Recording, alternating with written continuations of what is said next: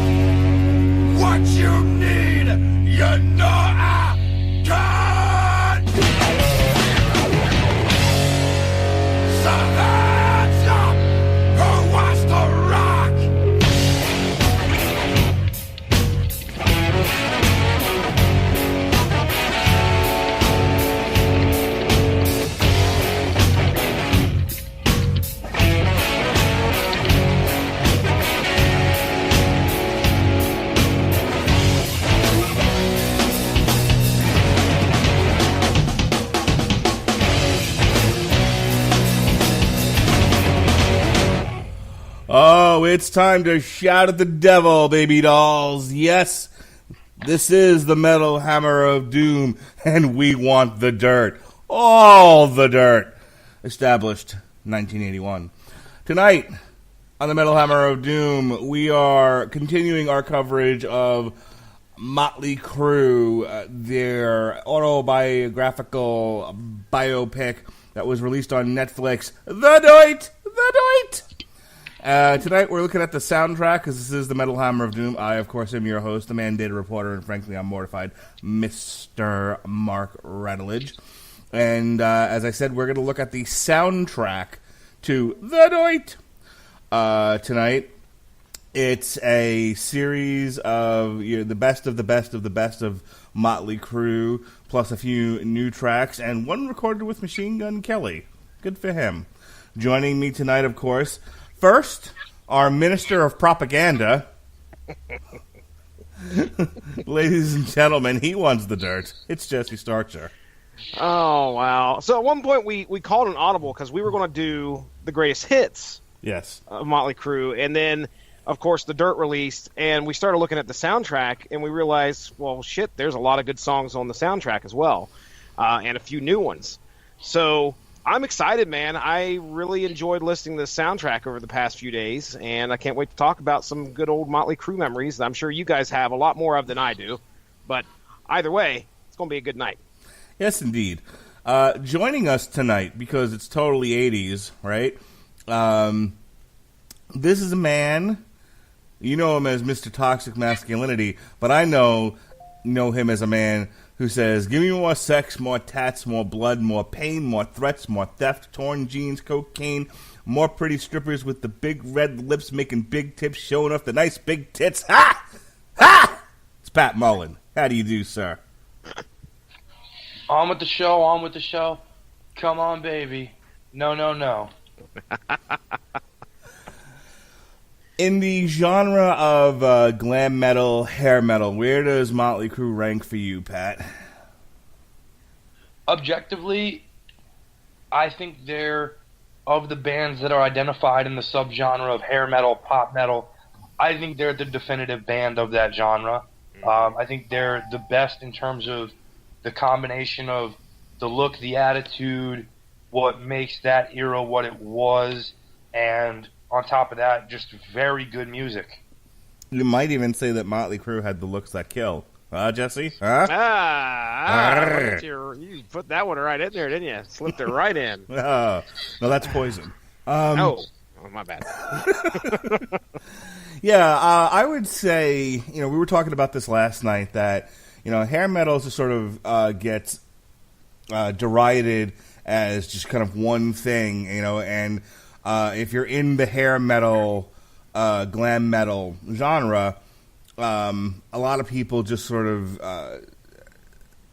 they're all equal. Poison's as good as Motley Crue, as good as Great White's, as good as Striper. And, and I made the point of last night of saying, like, no, there were a lot of bands in the 80s who fit into that genre, and they were vastly different. And I would agree with you. Motley Crue, if they weren't the best, depending on, where you would put Guns N' Roses, then they would definitely, they're definitely top 5. Yeah, and I don't put Guns N' Roses necessarily in that category solely because they never had a makeup phase. Yeah, good point. Good point. I could tell you that, again, I know I've stated it on the show before, but, we probably have some new listeners that didn't have a chance to listen to us talk about the movie last night. But Motley Crue is probably the definitive hair band for me. I know that they are the ones that put this music on the map, okay? And it seems like Poison shortly followed. And I was not seeking out these albums. I was not one that was really, trying to find my way through this genre. But I was listening to the pop station at the time, and these songs were good enough to be played on there over and over and over. I mean, some of the ballads that came out of some of these bands, specifically Motley Crue, and we're going to talk about one of those tonight, was played a lot in my area. So, I could sit here and tell you that I've never looked at some of the bigger albums that came from Motley Crue, specifically Dr. Feelgood, which seems to be one of the ones that I always see people wearing shirts for way back then. But I could probably name a good portion of the songs off that album, even though I never owned it. So I'll tell you, they definitely have their place in mainstream society. Like, I was talking to a girl today who's not really into metal at all, but she knew Home Sweet Home. She's like, okay, who doesn't know Home Sweet Home? Yeah, we're going to talk a lot about that later. If you've walked into a strip club, you know Girls, Girls, Girls. Like, if you don't know anything else by Motley Crue, you know Girls, Girls, Girls. If you've seen a naked chick ride a pole. So I think Shout at the Devil also, just because of the controversy it brewed, has its space in the... I think you're selling Dr. Feelgood short, the single.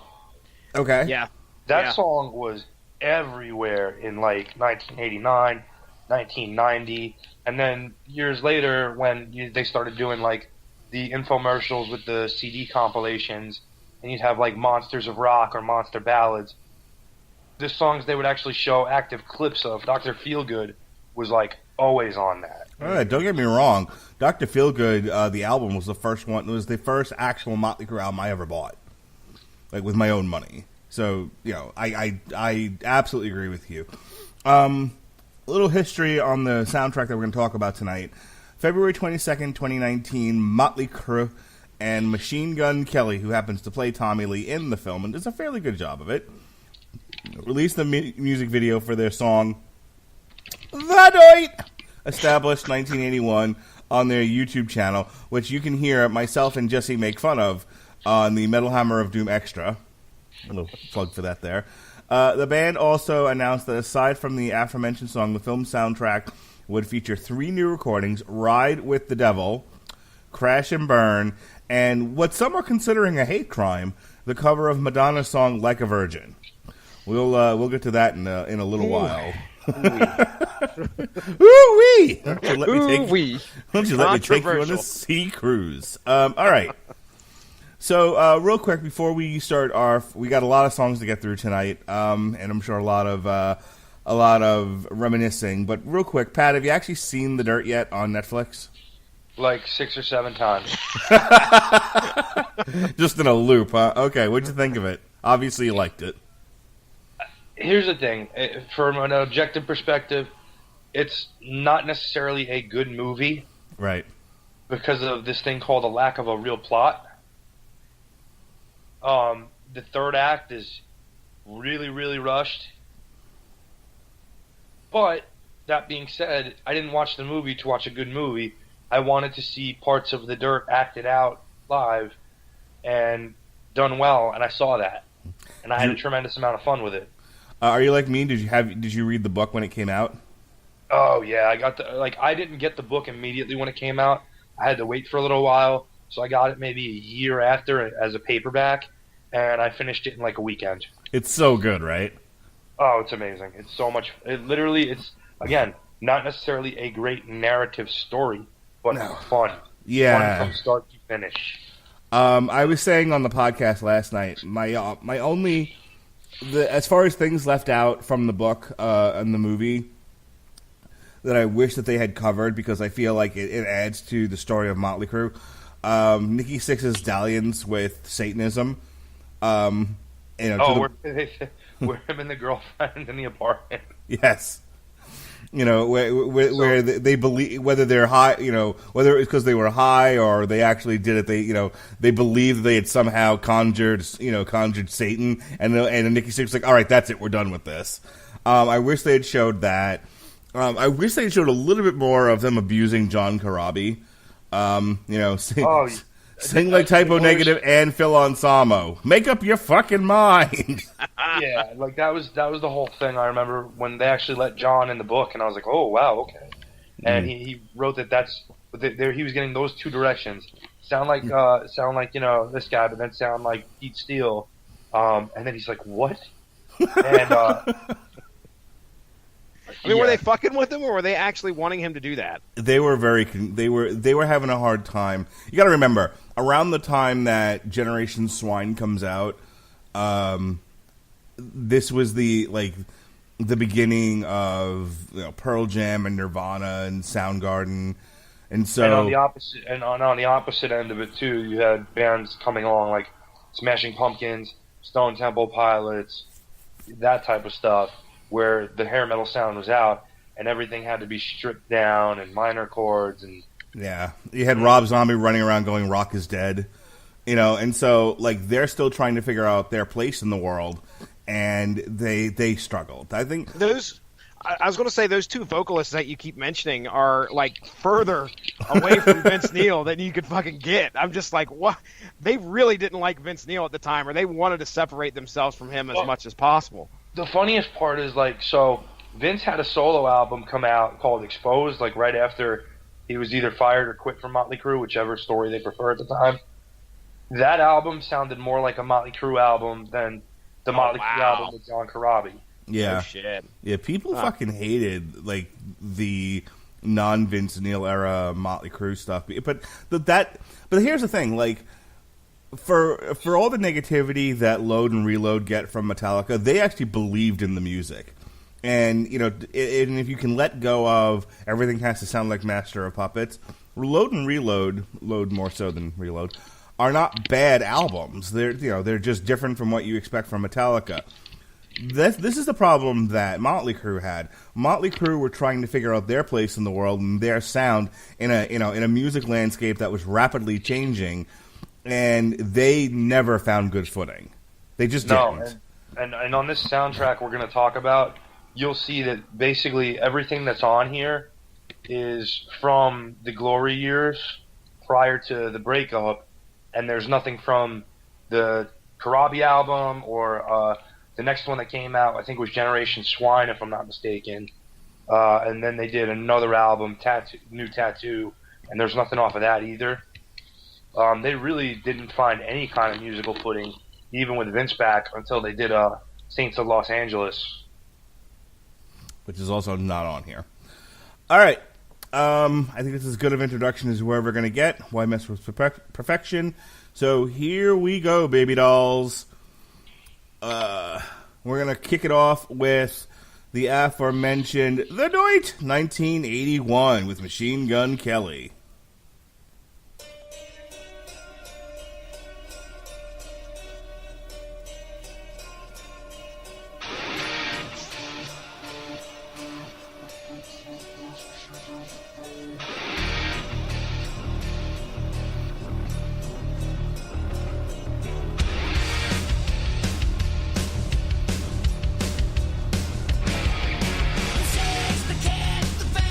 Living out a life you can't deny.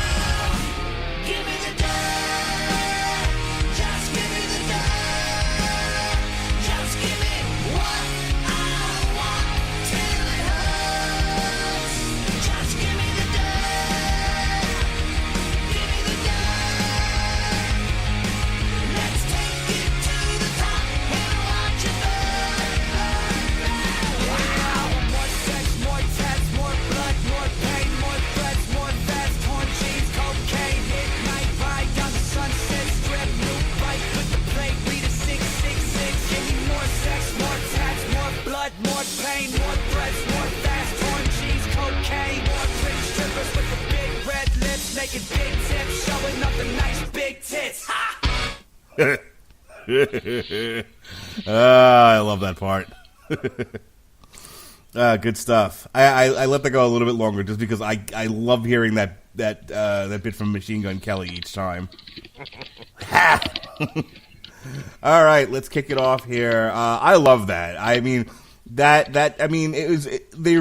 I know they were going for, let's take the essence of what we are and where we went to and make a song out of it that sort of, encapsulates our, everything that made us Motley Crue, and they succeeded 110%. I have no qualms with that song. What'd you think of it, Pat? It was fine. It's it's there to highlight the movie itself, to get the name The Dirt out there again. So they have to base the song around that. The story it tells is fun though, and it's not necessarily great. It's not necessarily bad. It's just kind of there for me. It's good. It's got a good melodic feeling to it. I'm not a fan of MGK, the rap artiste, I guess we'll call him. But I think it was a good idea to have him contribute to the song based on how high profile he is right now, based on, the role he plays in the movie. So it's a good idea there. But it's fine. It's not my favorite. It's not bad. Jesse? Strong showing, I think. For me, I really enjoy this as a recent Motley Crue song that I actually like. I thought I was going to be displeased, but I actually enjoyed it a lot. So, just real quick, because I know this is going to come up as we hit the end, because I mentioned it to you there earlier today, Mark. So I hopped on rollingstone.com here, and so just like Pat was saying, it kind of captures the essence. And that's what they were shooting for. The thing is that they did a bunch of songs that they tried to capture the essence of their book and the story that's being told in the movie. So he wrote. Now I'm trying to figure out who they're saying who wrote it. I'm going to go with Nikki Sixx. Okay, all right. So he writes a bunch of songs called "The Dirt," and only one single is called "The Dirt," but they roll with the other ones. So you'll notice as we hit the end, "The Dirt's" going to be quite the theme on some of the newer tracks as we listen to them near the end of this. So that's why that happened. They actually decided to keep the other two songs around that featured the dirt as a central part of the chorus. We were talking about that earlier, where I was listening to the new songs, and I'm just like, boy, do they mention the dirt a lot. I was like, why? Okay, we don't have to drive it home that much. I understand what the movie's called. Here's the thing. Is it an incredibly complex musical masterpiece? Of course not. Negative. But as talented as Motley Crue, and these were guys that can definitely play their instruments, not a lot of their stuff was exactly, Dream Theater. So, I was going to say Rush. Yeah, or Rush. So it's okay. It's just got that great party feel to it. I was playing it around the house before. I was telling my son, go get the dirt, and he was dancing around until he said, "All right, I've had enough of this. Put on Rocky IV for me." I'm like, all right. All right, let's get in the Wayback Machine. How far back? Way back. Our first album here. And here's the first track off that first album. This is Red Hot.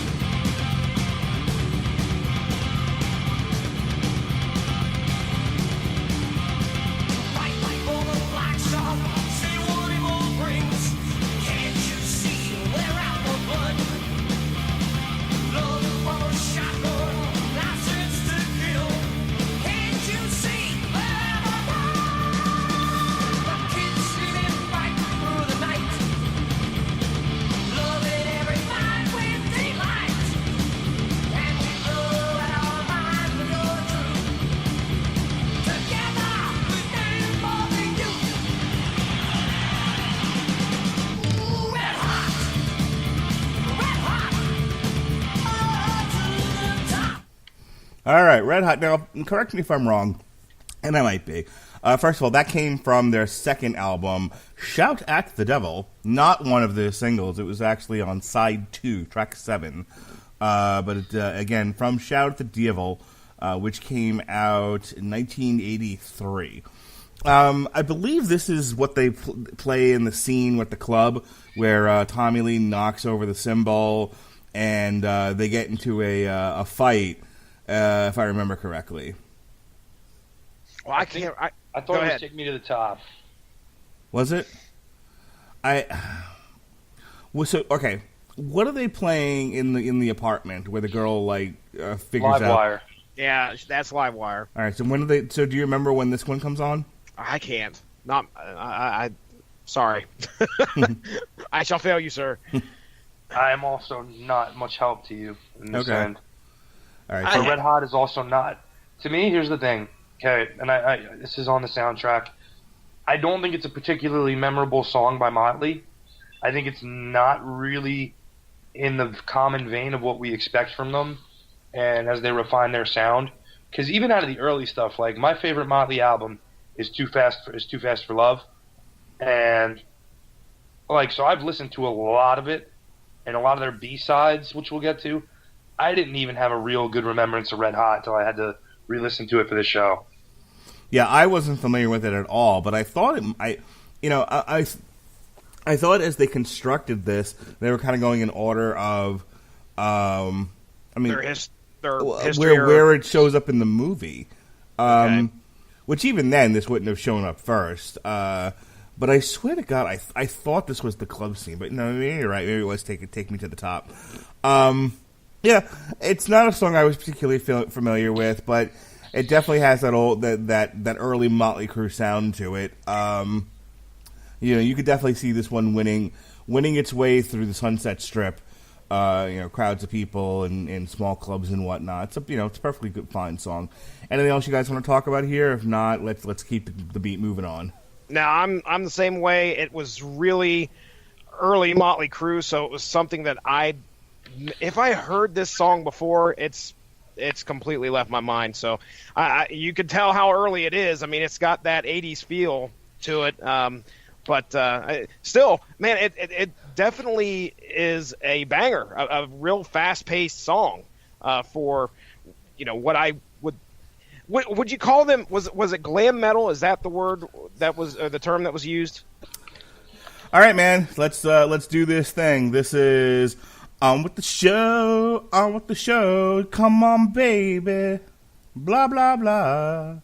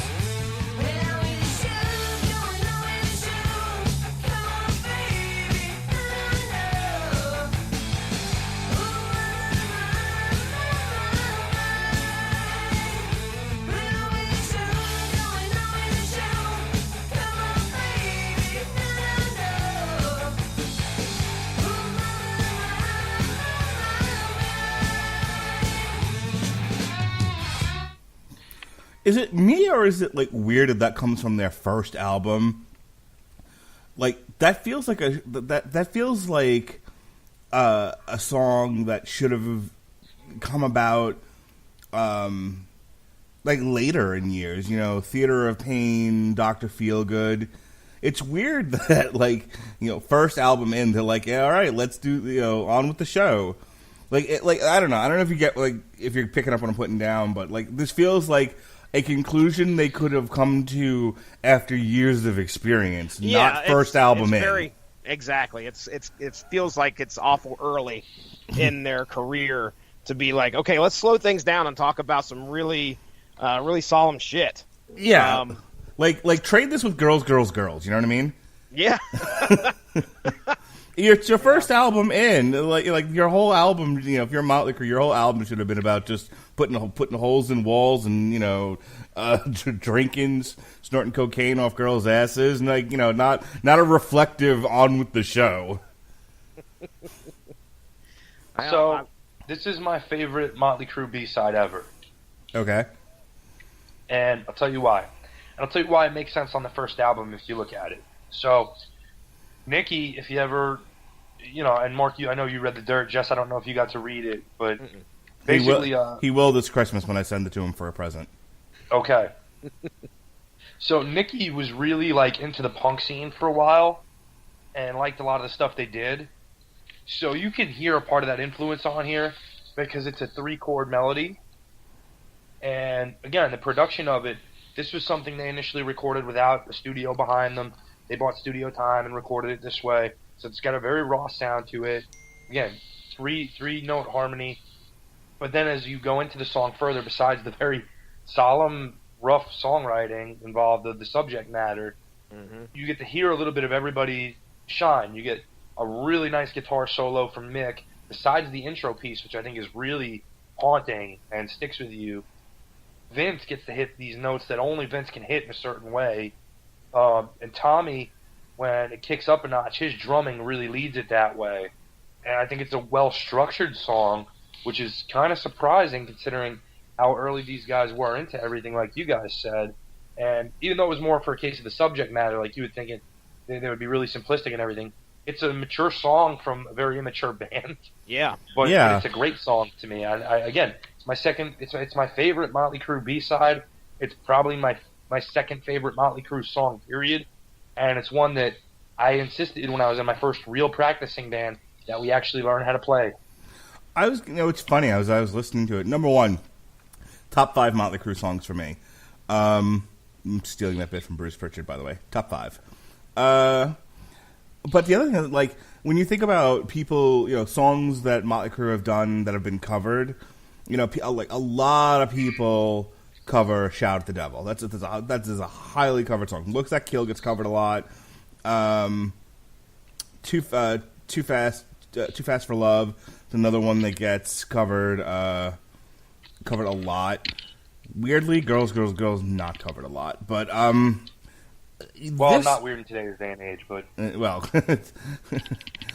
should have discussion about that last night. I was gonna say you should have heard the discussion about that last night.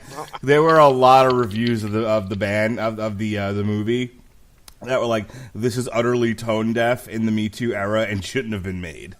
No, it absolutely should have been made in the Me Too era. That's when we need it most. Yes, no, I agree. You know what, Pat? I absolutely agree with you. I think, as sensitive as this country is getting with certain things, you need reminders that, that there's great stuff out there if you're willing to, if you're willing to let your hair down and have a little fun and not be so goddamn sensitive.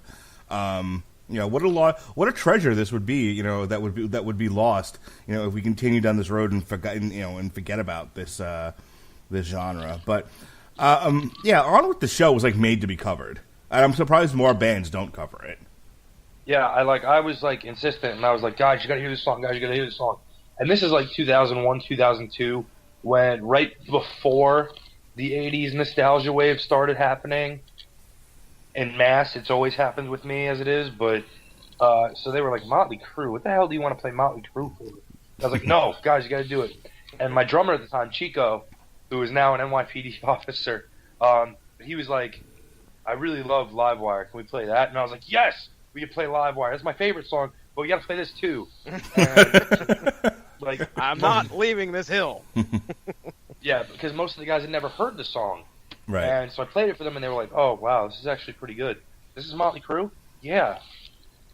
It has a little bit of that, Jesse, I'm going to mention it again, The Motley Crue song.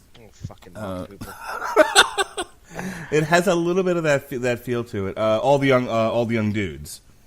A little bit of the chord progression from all the young dudes. Not totally, not as bad as that one track I played for you in our disastrous year-end special, but.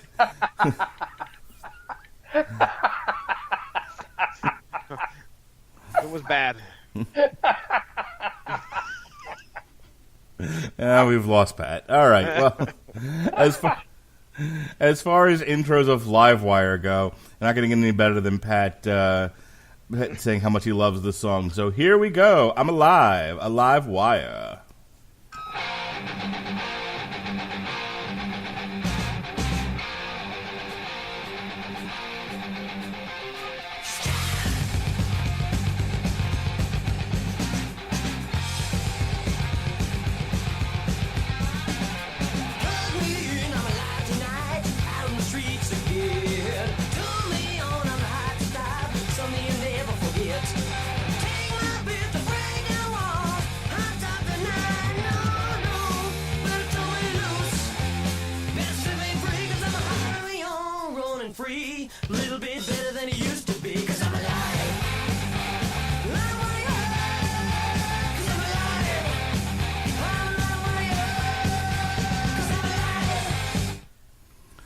All right, I didn't play that one for very long. You get the gist of it. Livewire, Pat.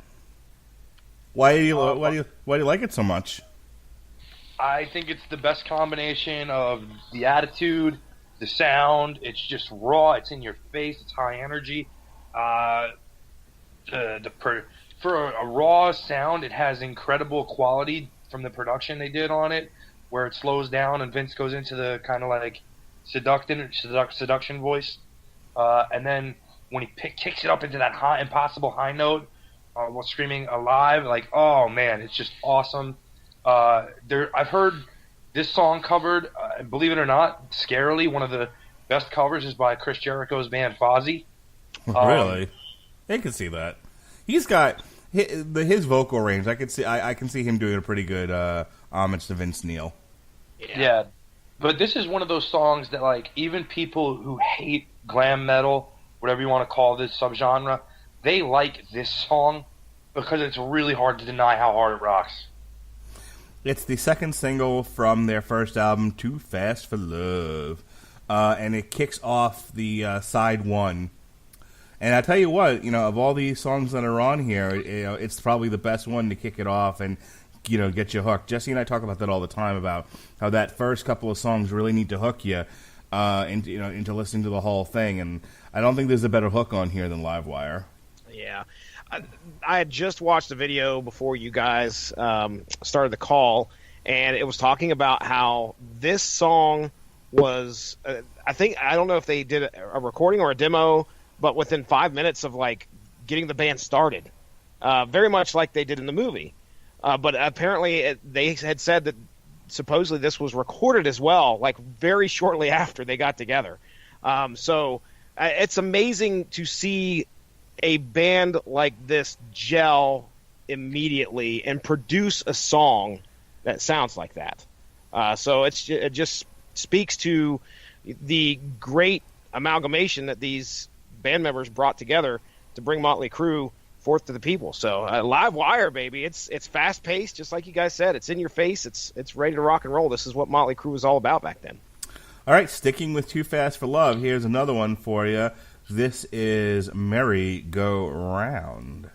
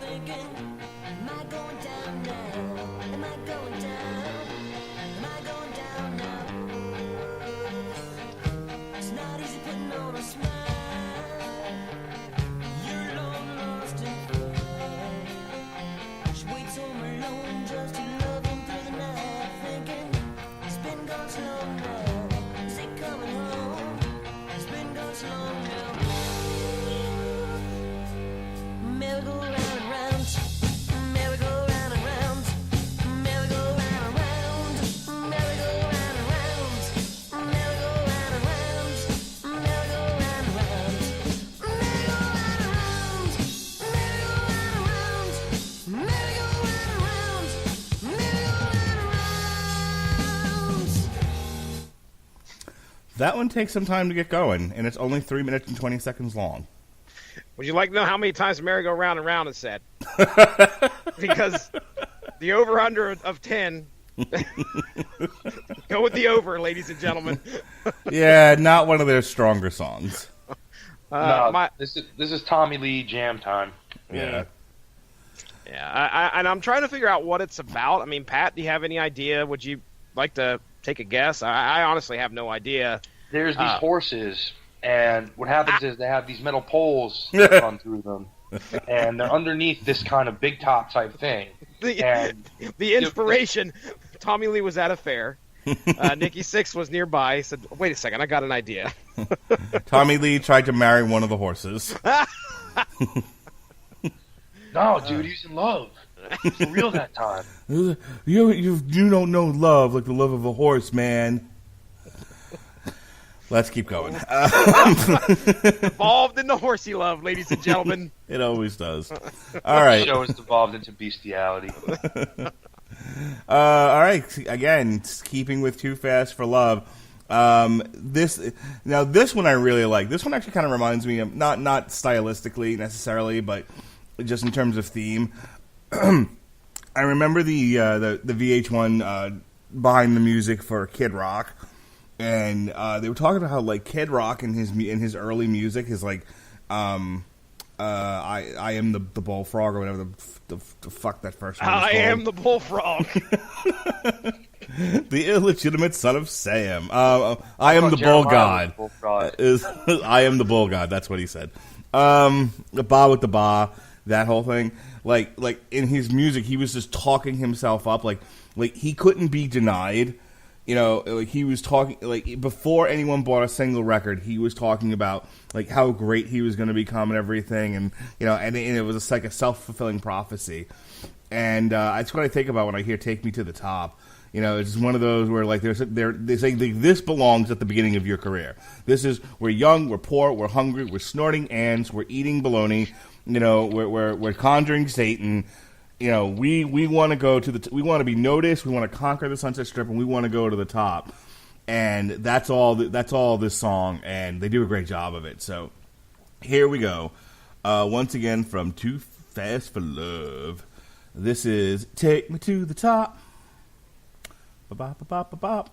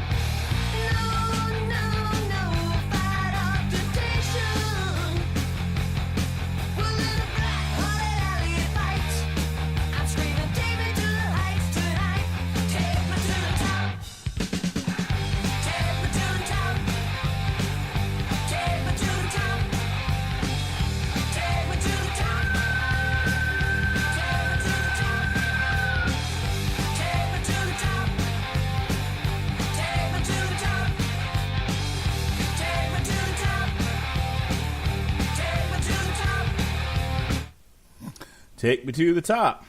All right, Pat, what do you got for me?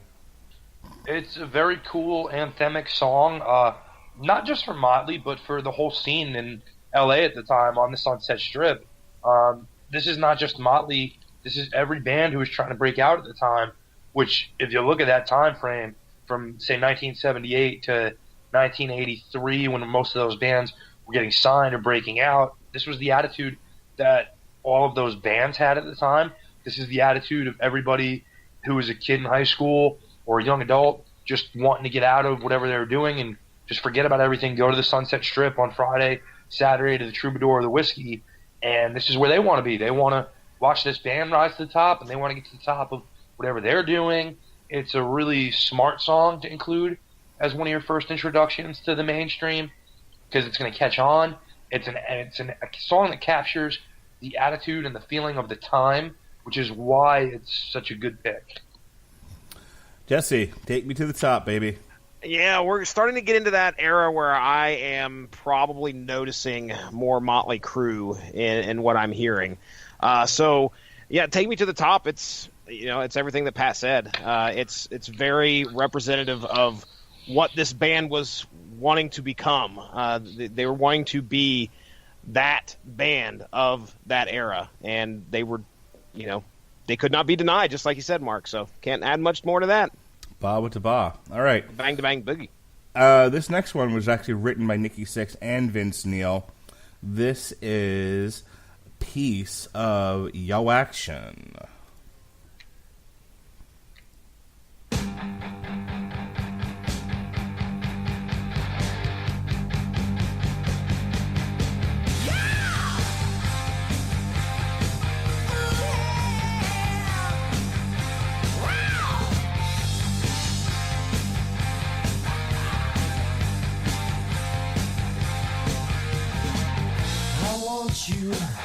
I need you. I want you to be my tonight. You need me. You tease me.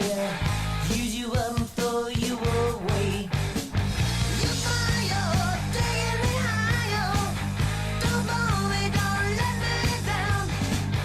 You need me now. I teach you how. Come on, let's go all the way.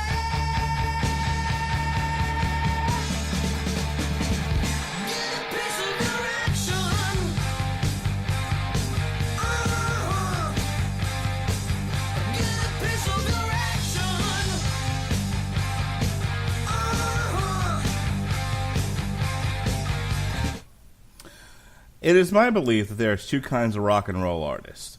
There's the group that they play music because they have a belief or a thought, an idea that they need to express to the world. They have something to say, and they want to say it through music. That's their choice medium to put that message out there. Okay? I have a feeling I know what this other type's going to be, but I can't wait to hear it. Then there's the other type where music is a way to fuck bitches. Exactly where I thought you was going. I mean, if I can see it now. Vince Neil's like, all right, look, I want to help. I want to write a song that gets me laid more. It's like, listen, I want to contribute to the songwriting process. Okay, Veal, what's on your mind, pussy? All right. What are you thinking for a song here, fucking bitches? Well, we can't write a song called fucking bitches. We're not gonna get that on the radio. What else you got? Can you clean that up a bit? Piece of your ass. No, we can't go with that. All right, how about we tweak it a little bit? I like where you're going with this. I like piece of your ass. How about we change ass to action? Boom. Run with it. I like that you guys are assuming that the voice of clarity in naming the song and titling is Nikki Sixx. Might have been Mick Mars. It might have been Mick Mars. He seemed like the grown-up of the group. Yes. All right, piece of your ass. What do you think, Pat? It's this is the kind of song that if you're gonna stereotype Motley Crue, this is one of the songs where you stereotype what they're about. And I don't think the group dislikes that either. I think they at one point stated, "I don't know what's wrong with wanting to go out and have a good time with your friends and get laid." Right. And that was their mantra of a band, and that's fine. And it was Vince who said that, because I remember him talking about the differences between their scene and the whole Seattle life sucks and is hopeless scene. Mm-hmm. He's not. I don't think he's wrong, but this is the kind of song that is very simple, has very clear intent behind it. But again, the modus operandi is fun. So right on. That's right. And it isn't as if there isn't a long sordid history of women wanting to sleep with musicians. I mean, and this taps that well, very well. You know, this taps that well, quite masterfully. And so it's that's not. See, here's the thing, and it goes back to the whole idea of, oh, well, this is tone deaf in 2019. It's like, no, women are still fucking musicians, though. Oh yeah, they're throwing themselves at them. I mean, yeah, it's just usually now other female musicians. Well, women got to get pussy too, Pat. I'm just saying. I remember when rock stars looked like rock stars. Now they look like the guys who are going to serve you a vegan chai latte at some fucking store. I don't know what you're listening to. It's not the shit we're listening to on the Metal Hammer of Doom, typically. Yeah, because that shit is slop. I'm sorry. Oh, Pat, you're breaking my heart. All right, we're moving on here. No. Before we move on. All right. So, the same band that I had that I demanded we play Motley Crue songs in had very divergent ideas about why we should be a band. We all loved music, which was fine. I wanted it to be a stellar production where we legit became stars. I was more of the attitude of, I want to sell out Madison Square Garden and the Forum, and I want the backstage area to look like a Motley Crue backstage area where we light joints with $100 bills and laugh uncontrollably at something stupid that our drummer did. Two-fifths of this band kind of just wanted to make music for the sake of making music and not really having some sort of unfun agenda with it or fun agenda with it. Didn't get that. Didn't make any sense to me, because I feel like if you're going to go for it, really go for it. And that eventually is why the band broke up. I mean, Mark, you were in a band as well.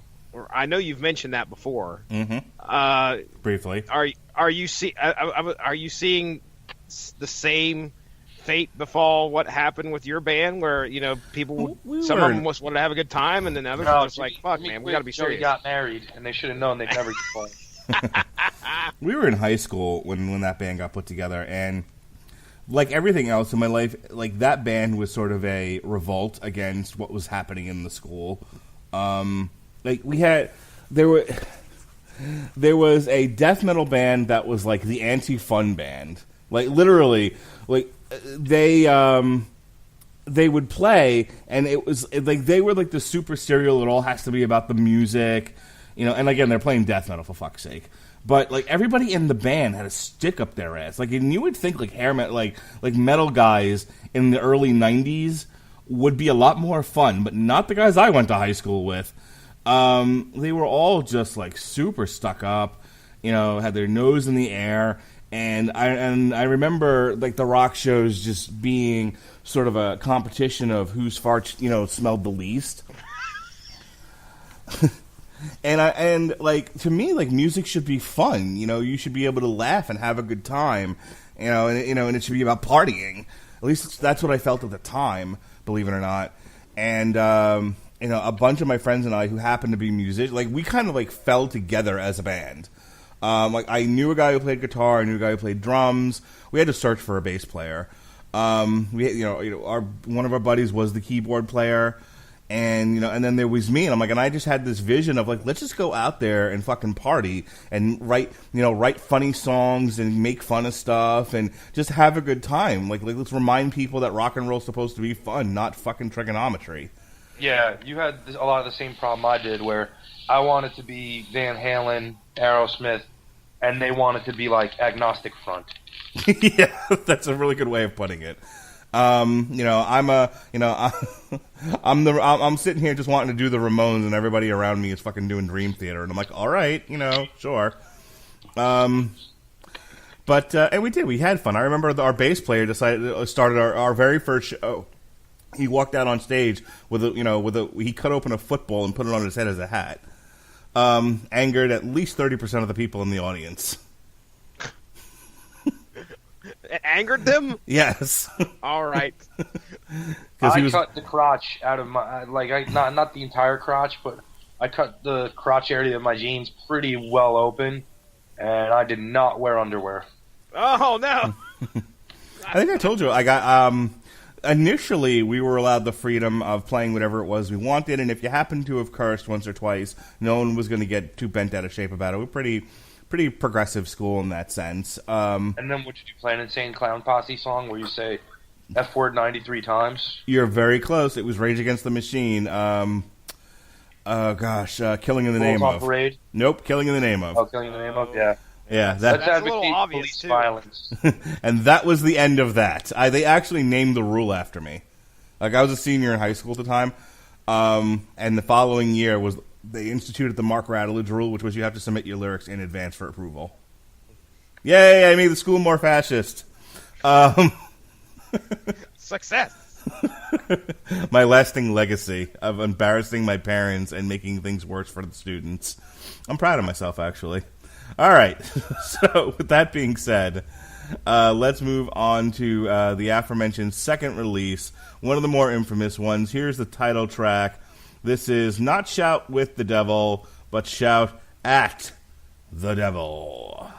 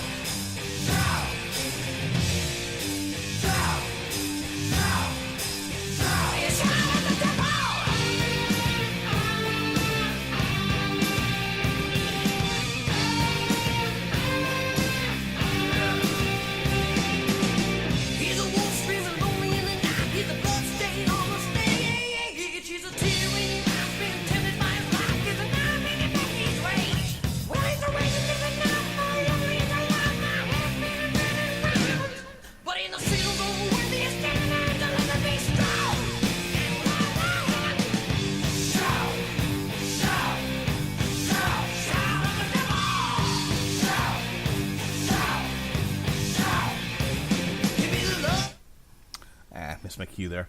So this is on the short list of songs that if my son ever becomes a professional fighter, this is his walkout music. It's got a great march to it. Is he throwing the horns? He's not really throwing the horns just yet, but he definitely punched himself in the head on the way down. Dude, he hit himself in the head with a hammer tonight. Like, not a real hammer. Okay. Thor. Like, wait a fucking second, Mark. He's currently bleeding out in his room, but I had a podcast to do tonight, so we'll get to it later. That's why Lily was crying. Hey, Jonas is kind of dead in here. No. Mark, haven't we talked about this and his propensity for hitting himself in the head? He was messing around with his sister, like horse playing, and we from when he was an infant, I have a costume Mjolnir, Thor's hammer. And, Mjolnir, that was close. Okay, thank you. And so it's his now. It's one of his toys. And he had it on his bed, and he was playing with it, and I guess he went to hit his sister with it, and he fucking clocked himself. Oh, nice. So, yeah. But, Shout at the Devil. It's one of my favorites by Motley Crue. It's got a great march to it. Again, like, it got such, because they have the word devil in there, this caught a lot of controversy, but there's not exactly a lot of allusions to any kind of Satanism that I could hear. There's not. Honestly, like, I know this is considered one of the must-have Motley Crue songs. To me, it's one of my least favorite Motley Crue songs. Really? It's not a ballad. Only because, like, Too Fast for Love is their first album. Like I said, it's my favorite album of theirs.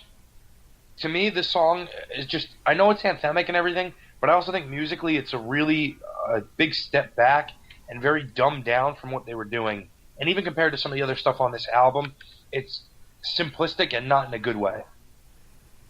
You're welcome to your opinion there. It was the first single released from the album in 1983.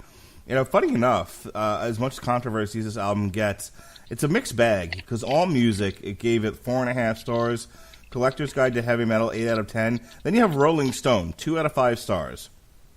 And The Village Voice gave it a D. Village Voice sucks, so whatever. Yeah. What other songs are off this album? Looks That Kill. They do a cover of Helter Skelter, Red Hot, Too Young to Fall in Love. Which is a great song we'll get to. Yep. Knock 'em Dead Kids on it. I'm trying to think what else. Oh, 10 Seconds to Love, another good one. Yeah, I mean, I don't know. I think they were still going strong with Shout at the Devil, as far as an entire album goes. I don't think they start to fall off until they get to Girls, Girls, Girls, which to me felt like a 1 or 2 song album, and then and the rest of it was just drug-addled filler. But we'll get there. Yeah. I got a quick question, Pat. Have you had a chance to see Motley Crue in concert? Yeah, I went to Crüe Fest back in 2005. Okay. Now, if you were to rank the songs that got the crowd going and interacting, would you say Shout at the Devil was probably at least top 3? From that show, no, I wouldn't. Okay. All right. They were really probably more into anything, into Wild Side, Dr. Feelgood, and Girls, Girls, Girls. Okay. All right. Mark, have you seen Crüe in concert? I have not. You have not. Okay.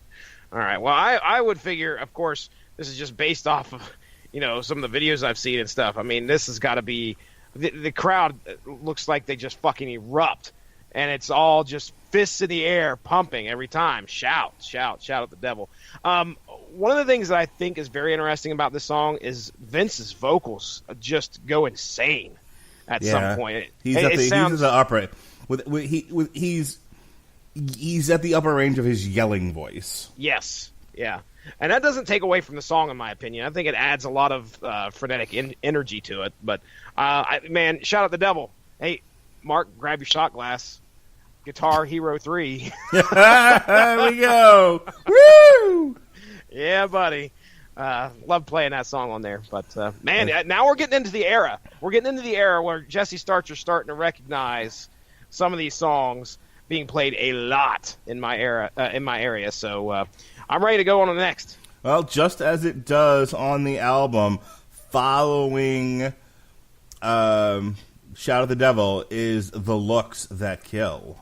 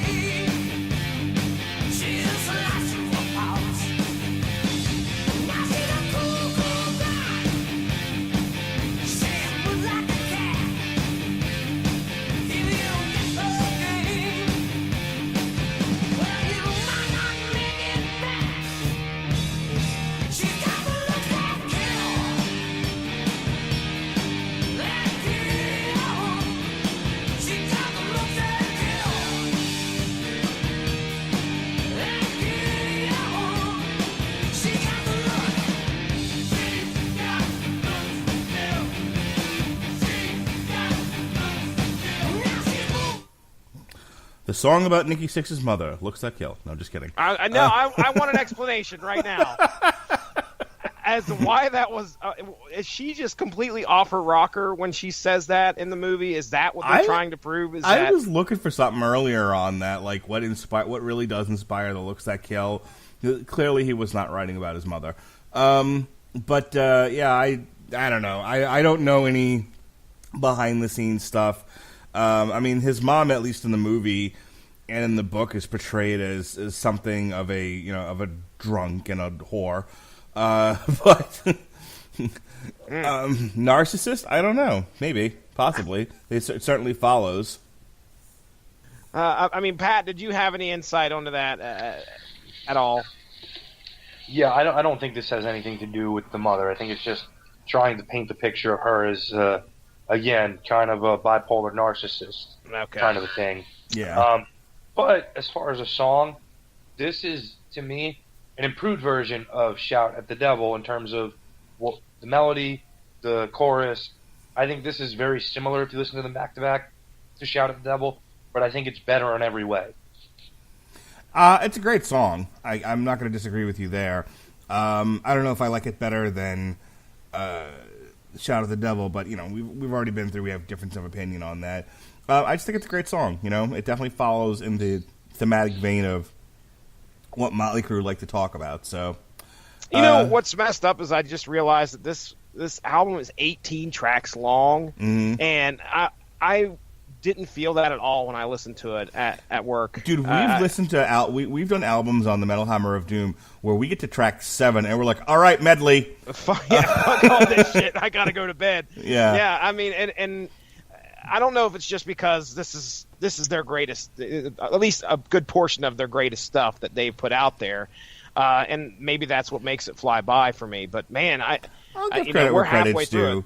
I'll give credit where credit's due. There's not a bad song on here, in my opinion. I mean, as far as the kind of things where when we normally do the Metal Hammer of Doom, when we're looking at album reviews, you know, like you and I get to a certain track, and we're just like, well, that was a song.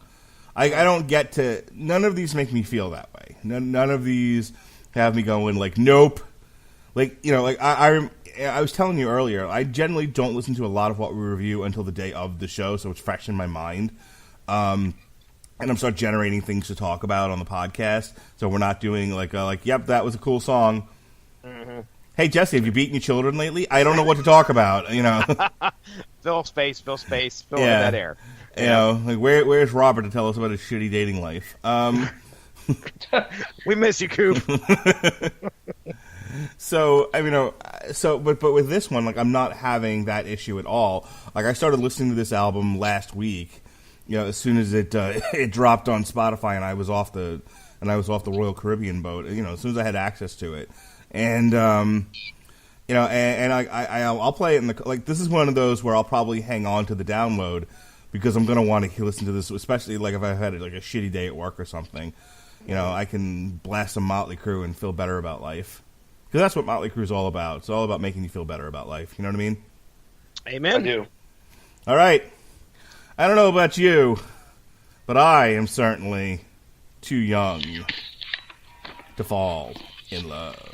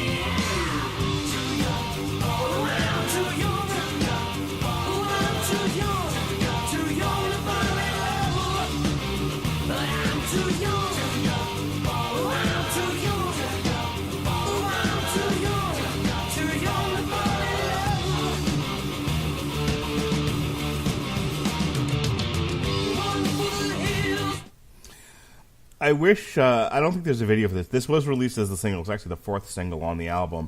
But if we can go back in time and do a video for Too Young to Fall in Love, it should be nothing but them snorting cocaine off girls' asses. Or Tommy Lee throwing up on a stripper. Yeah.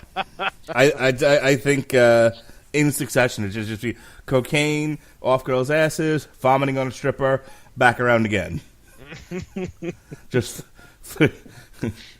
3 minutes, 32 seconds of just that. Don't show anything else.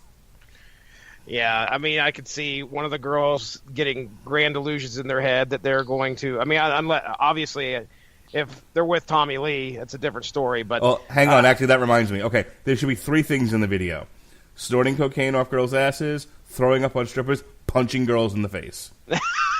Tommy Lee, don't call my mom a cunt. Stabbed him in the shoulder. True. Hey, Jesse, Captain Marvel, go on and smile, you cunt. Put it on a t-shirt, Mindy. Yeah, put that shit on a t-shirt. Oh, wow. So, okay, Too Young to Fall in Love. Hey, another perfect anthem for this band. That's just, I can see, like I said, some lady getting delusions that they're going to make one of these band members their husband, and immediately after the deed is done, this song comes on. So there you go. Yes, This is a great song. As they're being nakedly escorted off the bus. Can I have my clothes back? Nope, we're keeping them to make a blanket. Yeah, goes on the quilt. Got a big ass quilt in the back. What's that? It's our quilt made of panties and bras. Pat, did you want to add anything to the silliness? This is Motley song number 3 for me of my favorites. I in all seriousness, I think if you listen to the chord progression in the song, this is to me one of the song probably where Nicky stands out most as a good bass player. I won't call him a great bass player, but I think in this song, musically, he's really on point with the driving and the progression of what he's playing. Mick is just on fire with the guitar rhythm, and Tommy is probably, unfortunately, very underrated as a whole when it comes to his actual musicianship. He is an amazing drummer, and I think he's the most consistent part in any Motley song, mainly due to the fact that he's keeping rhythms in songs where, one, it was really hard to in the early days, and even when the song is bad, you can still single out Tommy as not being why the song is bad, and his playing doesn't get as bogged down by bad writing as Mick's does, or else I would say Mick is right on the same level there with him. All right, it's time to move on. Take the Wayback Machine a little closer to the present. We're in 1985. We are still continuing to do lots of drugs, lots of drinking. I believe this is around the time that Vince is going to manslaughter Razzle Dingley of Hanoi Rocks in a drunken car accident. This is from the album Theater of Pain. This is their second single, and probably one of the songs that the average person knows from Motley Crue. This is the ballad, the most famous ballad. This is Home Sweet Home.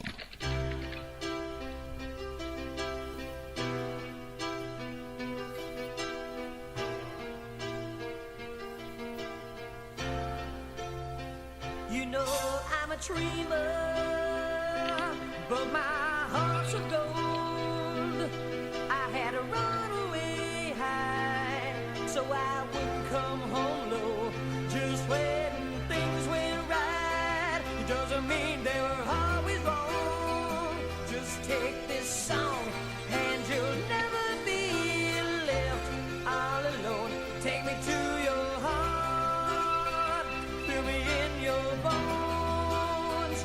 Just one more night, and I'm coming on this long and winding road.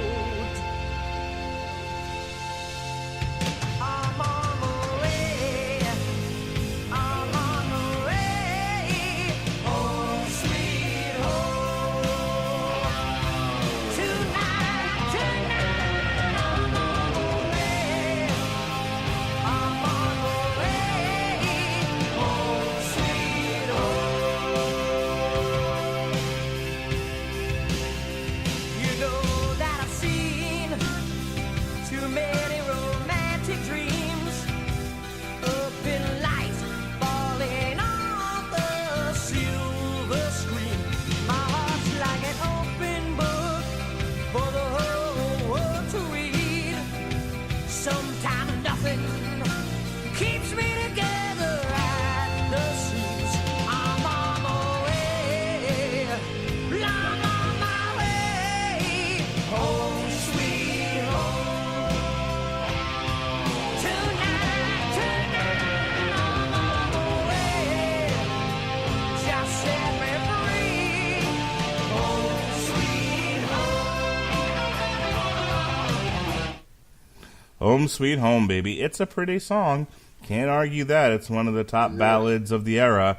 Not anything else from Theater of Pain. on this entire soundtrack. No City Boy Blues, no Smoking in the Boys Room cover, no Louder Than Hell, nothing. Good. Not a fan of that album? I hate the album. Okay. Other than the Smoking in the Boys Room cover and Use It or Lose, it's not bad. But everything else is trash, specifically this song. Okay, why do you hate this song? Ooh. This song may be the most negative influence in the history of glam metal, because this song made it pretty much a requirement going forward for any band to have a power ballad on their album.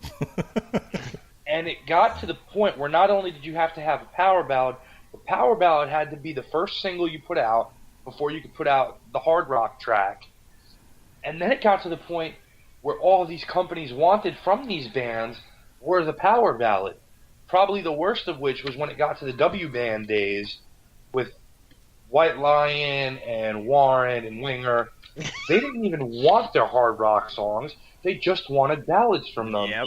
And other groups like Kix, Slaughter, their only hits that were released and able to chart were power ballads. Yep. I have to ask you though, in a bubble. I mean, because I think that's great what you're bringing up, and I think it's valid, and certainly when you have anything that sort of tears down an entire genre of something that's beloved, you're going to have negative feelings toward it. So I get what you're coming from, and I can't argue with you.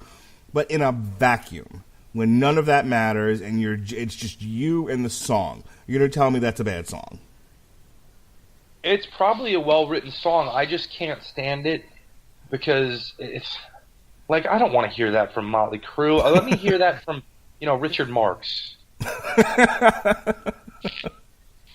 Oh gosh, what was the Jesse? What was the guy who was chasing us around the warehouse from the Rocky IV soundtrack? No Easy Way Out. Oh, fucking Robert Tepper. Robert Tepper, yeah. Throw that one to Robert Tepper and then let him chase you around a warehouse. Oh, shit. All right, here you go, guys. UltimateClassicRock.com. Top 10 metal, top 10 80s rock ballads, okay? Here we go. Comment as you wish. Number 10, Patience, Guns N' Roses. Worst Guns N' Roses song. I don't even count that as a ballad, but okay. It has a whistle solo, Mark. Okay. Number 9, Love Song by Tesla. Tesla rocks. I can't hate that. Number 8. There's a new Tesla album coming out this year. Number 8, Love Bites by Def Leppard. Oh, I love Bite. Love Bite! Number 7, let's see. Yeah, we said number 8, Love Bites. Def Yes, Leppard. I had an orgasm. Go on. Yeah. Number 7, Never Say Goodbye by Bon Jovi. Oh, it's a good one. Oh, Pat, Pat and I are going to be fighting next weekend. Number 6, speaking of the W bands, Heaven, Warrant. Heaven isn't so far away? Isn't too far away? Right. Heaven isn't too far away. Closer. Go ahead. I used to hear that song in my head when I would, see Nicole Eggert on Charles in Charge. Mm. And then I realized Heaven was really far away from her because she's a batshit wacko. Is she really? Did you not hear about the whole thing with Scott Baio? No. Oh, she tried to say he molested her on Charles in Charge, and it was proven false. And, yeah, she's one of those wackos. What a bitch. Crazy. Number 5, You Don't Know What You Got Till It's Gone by Cinderella. Such mixed feelings on that because Cinderella is the most underrated of the glam metal bands. By far. Dude, Night Songs is the shit. Amazing band. And that's, honestly one of their weaker songs, even though it's well written. So I'm mixed feelings on that one. Have you actually listened to the entire Night Songs album, Jesse? No, I haven't listened to it. I could tell you I've never listened to Cinderella other than what's been played on the radio. Oh, you I need jammed to. with Fred Curry, who is the drummer from Cinderella.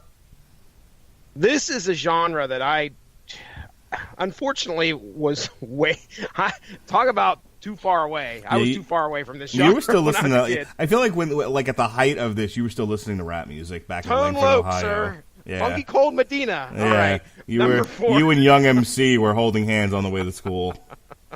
Number 4, I Remember You by Skid Row. I remember you. Remember yesterday. Yeah. Oh, yeah.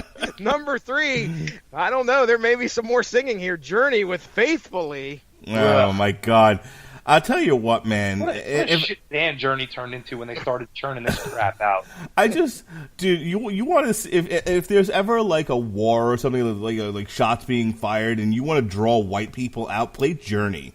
They can't resist it. It's the Pied Piper for white people. If you play some Journey out, white people will come out of the fucking shadows. I'm shocked they picked this over Open Arms, to be honest. Yeah, by far. Those songs suck really hard anyway. But like those songs, once Journey started doing that shit, and they got away from like Stone and Love, like they were dead. Me.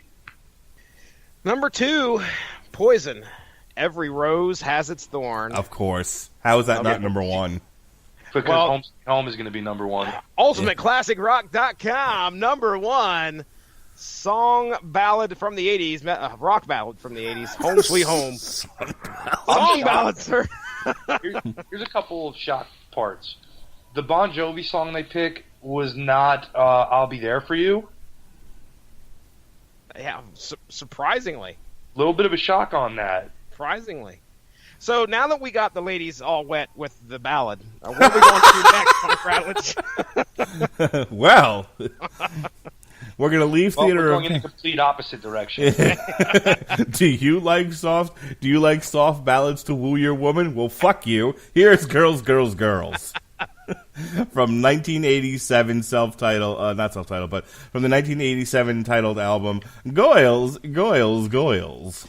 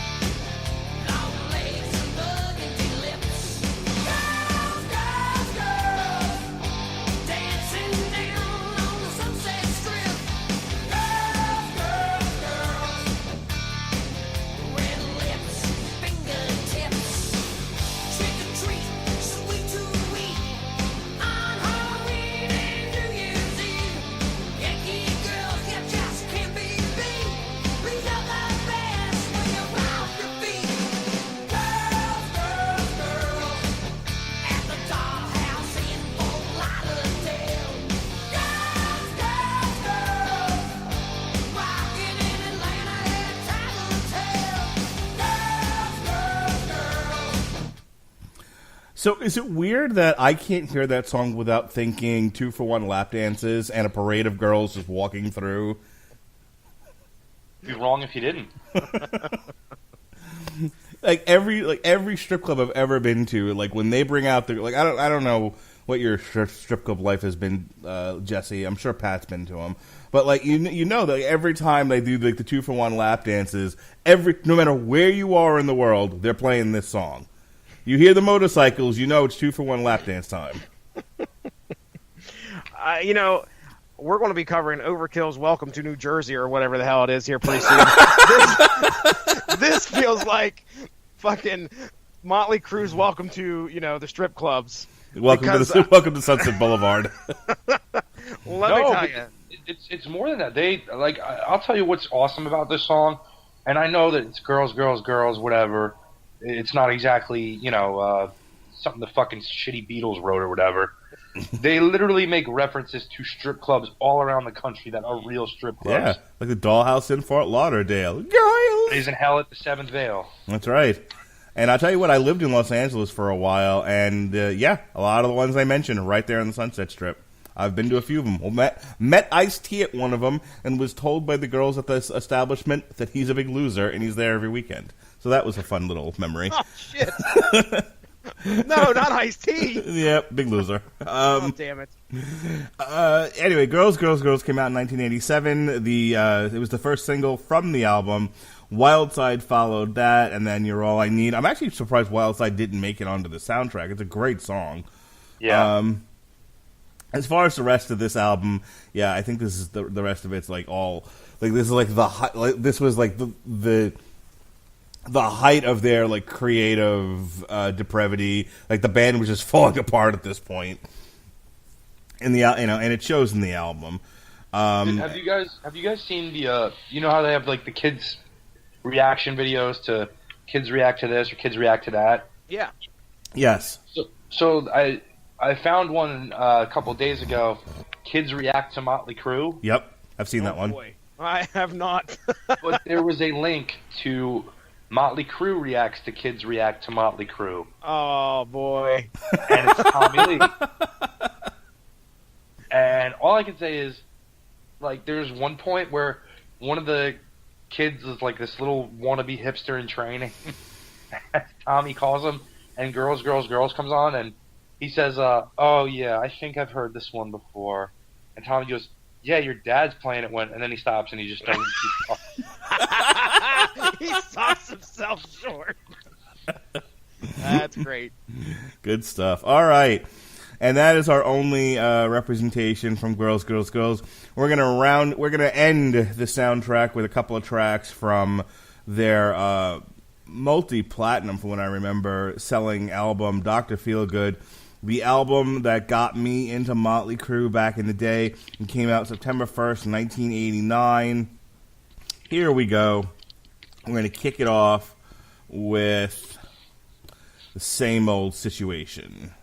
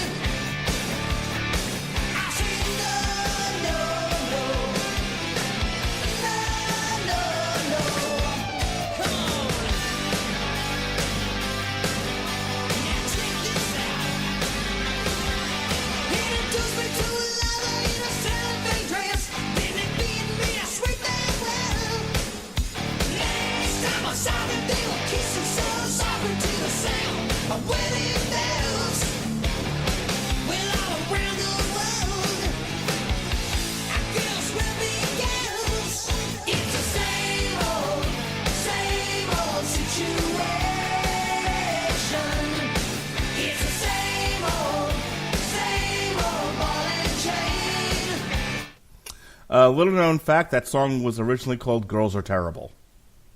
And is about lesbians. It's good shit right there. Same Old Situation. SOS. It's the fifth single from Dr. Feelgood. Came out July 31st, 1990. Woo! Goyles? No, wait a second. No, it's the same old situation. Yep. Okay. Well, Goyles will be Goyles. That's what I wanted to say. Goyles will be Goyles. Man, there are some stellar tracks from that album on here from Dr. Feelgood. And I like how they're all very subtle, like She Goes Down. That's perfect. That's what we want from our Motley Crue, is it not? That's what we want to hear. More tales of debauchery. I mean, forgetting about just Dr. Feelgood. I mean, like, Motley Crue. What are the things that inspires you? Vagina. What do you mean? Well, let's see. Slice of your pie, rattlesnake shake, sticky sweet. She goes down. Oh, I'll tell you what, man. I was so this comes out in 1989. I'm like between 8th and 9th grade at this point. And I think I bought this and the Black Album around the same time. And I remember, like, I was just an angry little kid. My favorite song off this wasn't even like Dr. Feelgood or Kickstart My Heart. Or my favorite song about this was Don't Go Away Mad, Just Go Away. That's a good one. That is a good one. The only Motley ballad I like. So good. I figured I put that up against "Used to Love Her," and that was my angry little mindset at the time, my little 8th, 9th grade mindset. But same old situation. Anything on this one? Have either of you tried to hit on a chick and found out she was a lesbian, or just preferred the company of a particular woman to your particular brand of company? It was funny. My wife and I were actually talking about this the other day. That like, I used to go out clubbing all the time, and I never had a problem approaching a girl, in the sense that I might get rejected because I mean, that's a part of trying to date and meet chicks, right?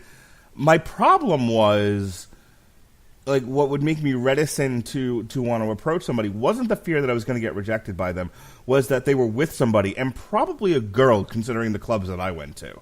Like, I was in 80s clubs, 80s industrial, that sort of thing.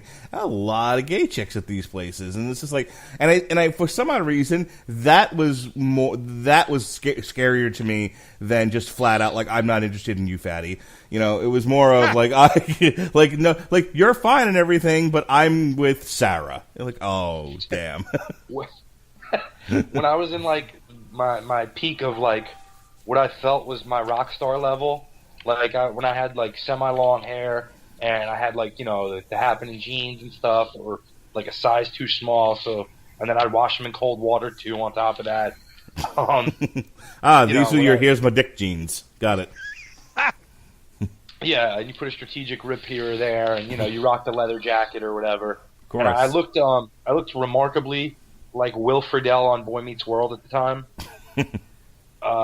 Just to give you like a visual. So, like I would walk around and like, you see, this was the height of the time, like 2002, 2003, of like when girls would kiss girls for attention. Mm-hmm. And so like you would see it and you really would be thrown off. Like, are these girls actually gay, or are they just like screwing around or whatever? So I was at a Hot Topic and I saw a shirt that said, "I like girls who like girls," and I was like, perfect icebreaker. Bought it. Would wear it out to like these like pseudo raves and keggers and stuff, and 50% of the time it worked every time. All right. Well done. All right, moving right along, footloose and fancy free as we start to cash out on tonight's show. Another great one from Dr. Feelgood. This is the old Kickstart My Heart.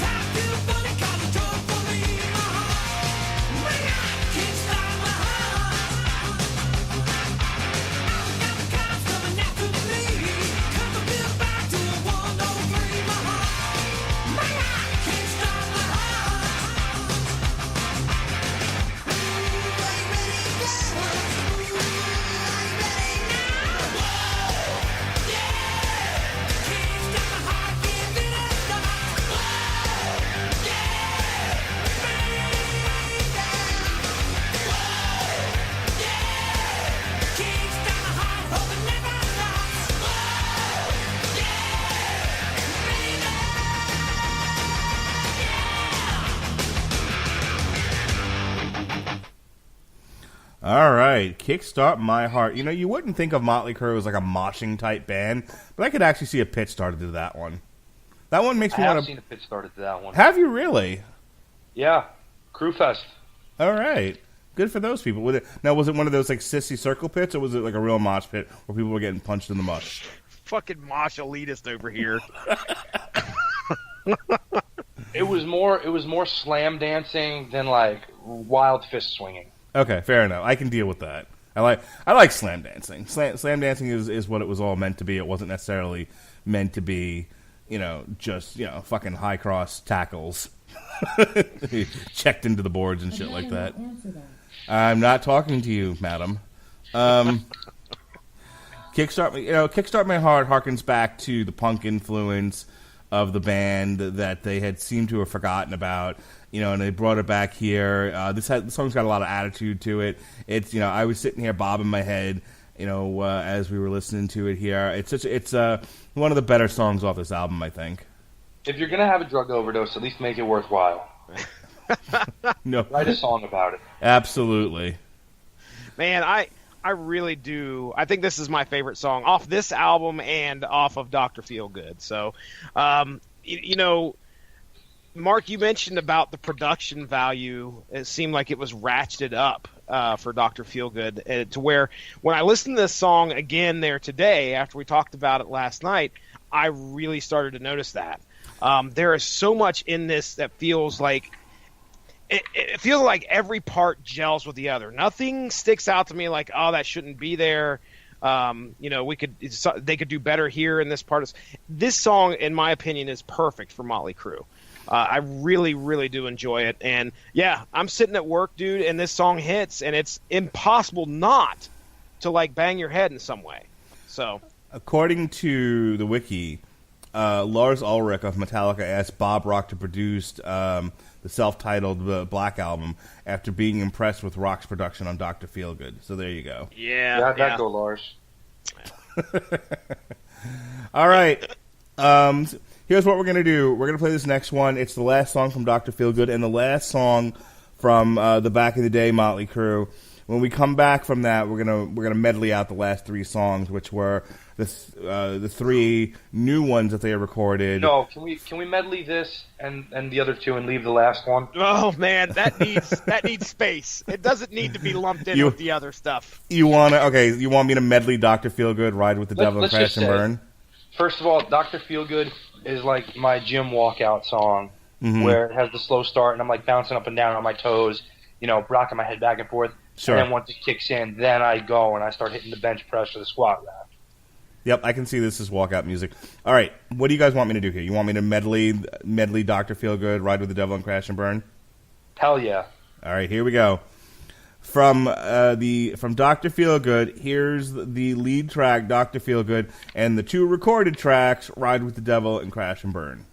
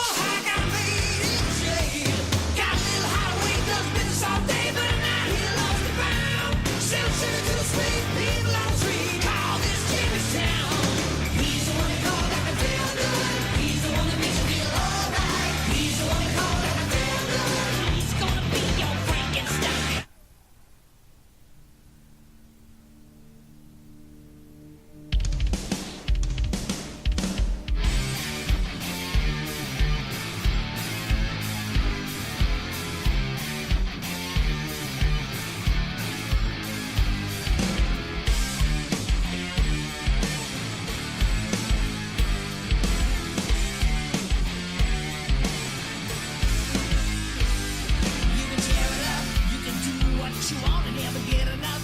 You can live like you're gonna die. Hey, you want a chance to fly? You can ride with the devil through the burning sky. Come on, baby, ride with me. I'll show you things you can't unsee. I wanna tell you now. We're just too fast for love. All the gold and platinum games. Every time it up in flames. All the cars in diamond chains. All that grind don't mean a thing. Just give me the dirt.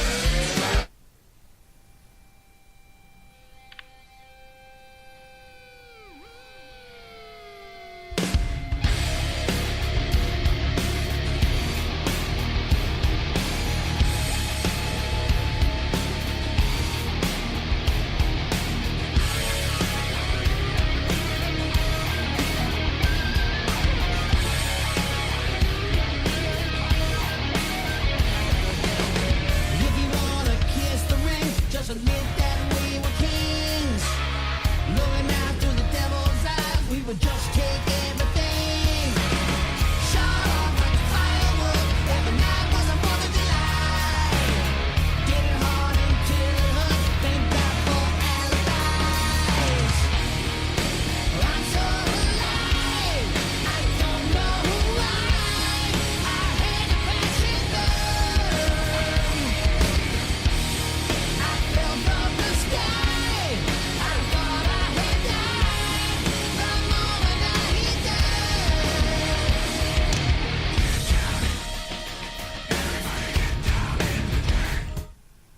All right. Dr. Feelgood, Ride with the Devil, Crash and Burn. They all brought the dirt. Lots of dirt. Dirt 1, Dirt 2, Dirt 3. Dr. Feelgood is a badass fucking song. I love the way Vince Neil sings, tells the tale of Rat Tail Jimmy. So, like, great lyric writing there, great delivery. The whole thing is just so good. And I was talking about this last night on Damn You Hollywood, that if you ever listen to the demos for Dr. Feelgood versus the produced version, they're like two different songs. Oh, completely different. The other thing that really speaks to me on Dr. Feelgood is how good of a drummer Tommy Lee is. I mean, like, he might be a piece of shit in every other facet of his life, except for punching girls. That's pretty cool. No, just kidding. Shit. Look, if she calls your mom a cunt, you gotta bust her in the nose. I'm just saying. Just kidding. Hashtag me too. Anyway, but use an open hand voice. Exactly. But yeah, I mean, it is like the first thing that jumped out at me when I remember back when I heard the album was like how crazy of a drummer Tommy Lee is. Like, he's like really talented.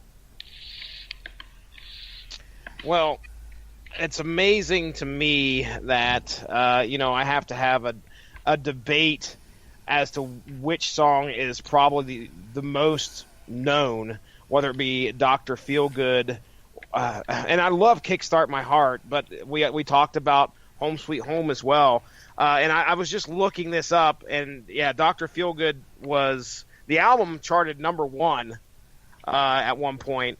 And the single Dr. Feelgood at one point charted number 6.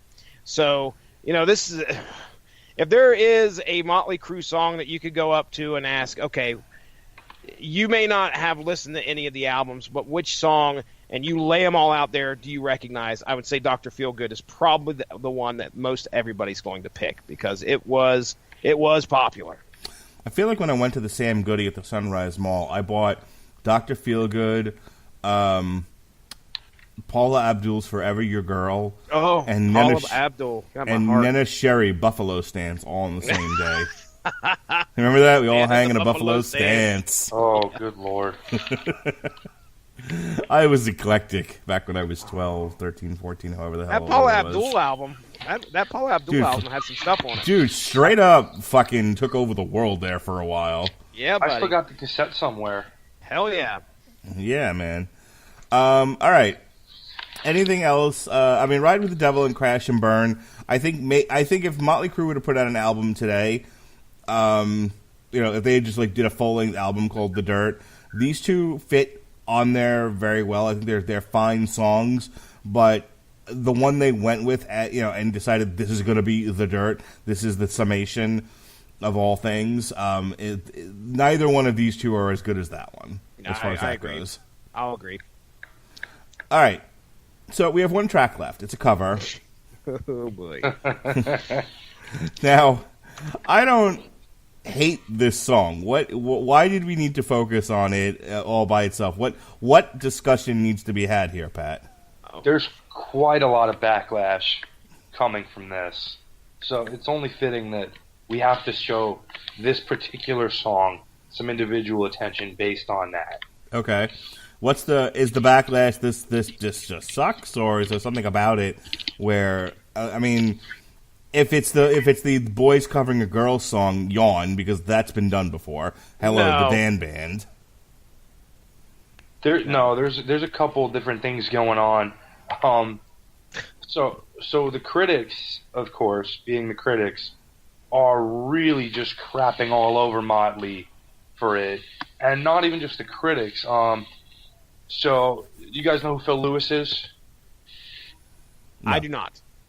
Phil Lewis is a singer from LA Guns, and boy, oh boy, did he really just rip them apart for this. Oh, no. What did he say?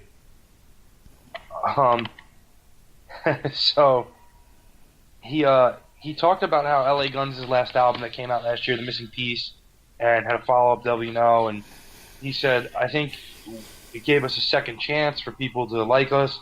We're not fucking around. You can hear that. We're not trying to do a country song, and we're not trying to do some type of crossover or hideous cover of Like a Virgin. Okay.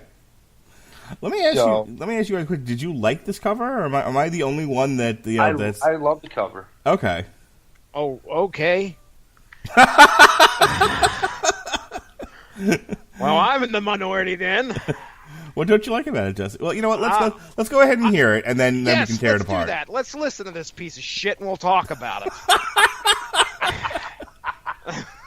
All right, everyone. Here's a piece of shit called Like a Virgin.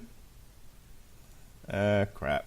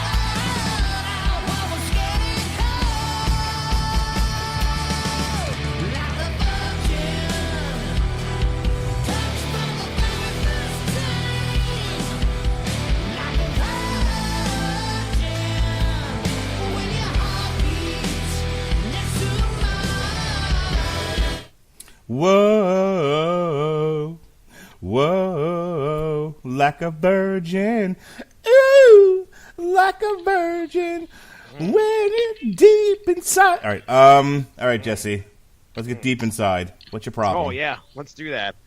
Okay. What's your fucking problem, man? Let's just ask one question. All and right. then we'll see if you guys can provide me with an answer. I got Toby Wong coming out of my one ear, and Madonna's big dick coming out of my left ear. Toby Wong, Toby Chu, Toby Wong, Toby Chu. Fucking Charlie Chan. Charlie Chan. Perfect. Fucking perfect. Do you know the? Wait, hang on. Let's play the game. Do you know the reference? Shit. Oh, Hold on now.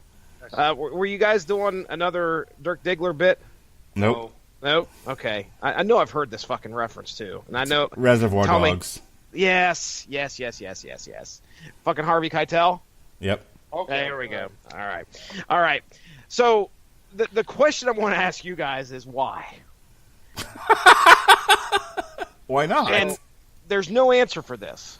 Okay. All right. Yeah. Please extol the virtues as to why in the hell they decided to go with Like a Virgin. Jesse, what have we talked about being largely Motley Crue's primary motivation in songwriting? I understand It's on the Dr. Feelgood. sexual. It's their sexual exploits. Correct. Okay, and that to me is what defines Motley Crue. At least that's a big aspect in their songwriting. And I get that. I understand that is what this song is clearly about. But of all the material in the fucking world you could pick from to cover a song, you pick a Madonna song. One that I think has... This is like the antithesis of pace compared to what we've had for the bulk of this album. Okay. All right? So, one, are a lot of people talking about this song, not just us? I would assume. They are. If you look on the headlines, they are.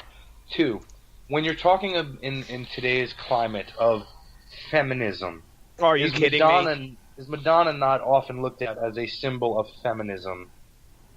She is. Why does Motley Crue give a shit? Okay. Now, are we in an era where we're constantly seeing male figures redefined and reimagined as women? Are you going to ruin the band for me? Is that what you're trying to do here? No. What Motley Crue is doing is taking something distinctly assumed to be feminine and turning the tables on feminism Okay. and all that bullshit by doing a cover of a feminist icon song, perhaps her most iconic song, which is funny because, in fact, it is about a girl who meets this John Holmes motherfucker. She's like old baby because when he fucks her, it hurts, just like when she was a virgin. Okay. All right. You know what I would have rather had? And I know this doesn't fit with the rest of the theme of the album because obviously... Girls just want to have fun. There was a cover by All the things she said? During the movie, there was it sounded like a female vocalist covered Livewire. It was definitely different, and it was. I'll tell you what I would have liked if they would have done a cover of Billy Squires' "My Kind of Lover." Okay. Like he sings at the house party. Okay.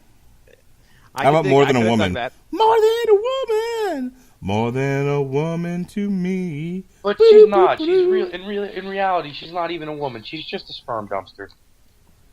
I believe what you meant to say was cum dumpster, sir. If you're gonna use the phrase, go all the way. Fair enough. All right.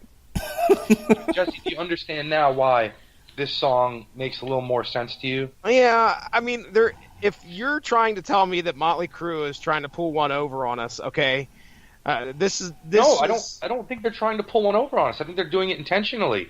Okay, all right. Like out in the open. I think they're saying, fuck feminism, we're Motley Crue. All right. Well, men, not only take back some shit that's yours, but take some of their shit away for being insolent and put them back in their place. Put them under the table. Under the table. I knew what was happening. or in the refrigerator. Oh goodness. That's on source material. Yeah. Kyle Rayner's girlfriend. All right, well, hey, it's been a lot of fun. I mean, I really think that was a horrible song to end the album on, but whatever. I liked it. Good. Just, they were saving it. They were saving it all for you, so your love could last. All right. I'm an ass man. Bomp bomp. Speaking of which, that's what they should have covered. Do you know that I used to take my phone, like, so I'd be at a party, and you know how, like, you can hook your phone up now to smart TVs and whatever? Yeah. So they'd be in, like, the middle of the most popular song of the party, and I would just take it over with the Ass Man Titantron. I'd like to kick him. All right. Next week on the Metal Hammer of Doom is Children of Bodom Hex, and then in 2 weeks I want to invite Pat back because we're doing wrestling music. And now let's have this conversation now, Jesse. We're doing this now. All right. We're doing this now because I'm on Spotify, and I would have liked to have done forcible entry, but here's the problem: like half the shit's grayed out on here, like on Spotify. Would have been a good one to do because it would have. Yeah, that is. It's got. Yeah, I forgot they had a lot of rights issues with many of the songs there. Didn't that have Kid Rock's cover of ZZ Top's Legs? Yes, which is also grayed out, so you can't listen to it. So like half the shit on here is grayed out, so we can't do forcible entry. Now, I mean, we're doing wrestling music because it's Wrestling Week and Shazam Week in the week of the 8th through the 12th. And we got to figure out. We said we're doing wrestling music. Are you wanting to do like wrestling themes? You want to do like the anthology? Do you want to? I mean, like, how do you want to do this? What do you want to do? Talk to me, baby. Let's. Well, see, the thing is that I would want to say. Who is on this show, by the way? Is it me? Is it the Three Amigos again? Is it us? Yeah, it'd be us. And I don't know if Coop would make it or not, but. For sure, us. I don't know if we could be able to fit anybody else on there. I would like to figure out a way to come up with tracks, but the problem with Spotify not allowing us to play some of them might cause an issue. So what do you mean by tracks? Like, okay, I would love to say, okay, let's all pick and agree upon, or figure out a way to come up with like the top 10 wrestling entrances or wrestling themes. Okay. The show will be 20 minutes long. Top 10 for I don't know if it would be that short. Or say there's we would have plenty to talk about. It's a fucking Radulich and Broadcasting Network, and we're talking wrestling. Fair enough. But is there if it's just three of us, do we each pick like 5 songs? If it's 4 of us, do we each pick 3 songs? Okay, I say yeah, we could do that. We could do, if it's 3 of us, we could do 5 songs apiece. Between 4 and 5. We're talking just entrance music. Yeah, just entrance music. Okay. I mean, if you want to branch out and get whatever, I don't give a shit. As long as it's been used at one point for some wrestler to walk in. So no. You can't do no Land of 1,000 Dances. No Thought in Your Eye. Can't do Thought in Your Eye, even though that was like the intro to the for Raw for a while. To the show. Ooh. Oh, that's a good one. Tutti Frutti by Mean Gene Okerlund. Okay, I think we should just pick 5 songs associated with wrestling that's on Spotify, so we can make a playlist, and we'll just let it go with that. I like it. It can be entrance music, and it can be Tutti Frutti. It can be Roddy Piper, I'm Your Man. There you go. It can be anything sung by a wrestler, done by a wrestler, was previously on a wrestling album of some kind. Yeah, because Hulk Hogan is a real big punk. Ooh, yeah.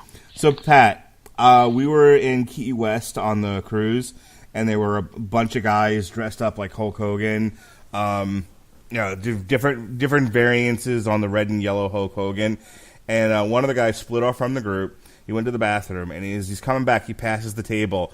And before he gets too far away, I just yell out, "You got lust in your eyes, brother!" And he fucking stopped short. Like, nobody at the table knew what I was doing. Like, I'm with my wife and kids, my parents, and they're all like, "Why are you yelling all of a sudden?" Like, everyone was like shocked, and he just sort of stands there and looks at me, and he puts the title down, and he points at me. He's like, "I want you at SummerSlam, Macho Man." That's perfect. My dad, who hates wrestling, thought that was the funniest thing he'd ever seen once he realized what was happening. Awesome. All right, so we know what we're doing for wrestling music now. We'll figure this out offline and put together a playlist. That's in 2 weeks. Yeah, and that's card subject to change. We may add a little caveats in there by the time the show hits. Sure. So that's April 10th, along with our TV party for the WrestleMania weekend. I will be heading up to New York. I'm going to be meeting Pat, Jed. I'll be hanging out with my friend John. We're going to NXT, Access, Ring of Honor, at Madison Square Garden, of course, WrestleMania. Call it what it really is. Call it New Japan at Madison Square Garden featuring Ring of Honor. Okay, New Japan. We're going to the Bruce Pritchard show. So I will have a report on all of that and all of our drunken debauchery that weekend, and maybe a little bit about WrestleMania too. And that's April 11th. On the 17th, we're going to celebrate New Jersey. New Jersey! Ugh. Overkill. The Wings of War, featuring the single "Welcome to the Garden State." You'll hear our coverage of that on the Metal Hammer of Doom Extra. The following week, I lost it again. The following week is Twar Hell. Hold your heathen hammer high. Now the week of the 29th, we're taking a break because we got a lot of Avengers stuff to do. Plus the Orville season finale and the Chilling Adventures of Sabrina. So there'll be no Metal Hammer of Doom that week. Which, by the way, if you're wondering what happened to the In Flames show, my computer crapped out, my internet crapped out, and we couldn't get a good connection on Skype, so we just said, fuck the show. Then 5 minutes later, I fixed it, but by that point, Jesse was somewhere and did not want to hear from me anymore. So, yeah, I got that message about 1 o'clock in the morning. I'm like, oh, shit. Oh, sorry, Mark. So that's Children of Bodom, wrestling music, Overkill, Twar. We're skipping the week of May 1st. We come back with Battle Beast, No More Hollywood Endings, baby dolls. Then speaking of W bands, Whitesnake, Flesh and Blood, the new album, May 15th. Illuviti on May 22nd. Sworn Enemy, Pat. Sworn motherfucking Enemy. I know you know them. It's May 29th. No handball court is safe. Allegiant. You know what's funny is the week we're having WrestleMania. So that following week, I should say, I will be seeing both Whitesnake and Tesla. I will be seeing them both within a 10-minute radius of my house. Nice. I'm actually going to see Whitesnake the week that we're doing Pet Cemetery, or Robert and Jason Teasley and Alexis are. We got a Legion June 5th. L7. We got a new L7 album out. Speaking of feminism, on June 12th, new Death Angel, June 19th, and then just recently placed on here. This is a Ailstorm side project, Jesse Starcher. Oh shit! Glory Hammer. Oh, right on. June 26th. So that's all the news that's fit to print as far as Metal Hammer of Doom. What's going on the rest of the Radulich and Broadcasting Network? Well, tomorrow we have an on-trial for Scooby-Doo 2, Monsters Unleashed. And Saturday, myself, Pat, and Robert Winfrey will be getting together to watch ESPN. Alexander, something Polish, versus Dowdow.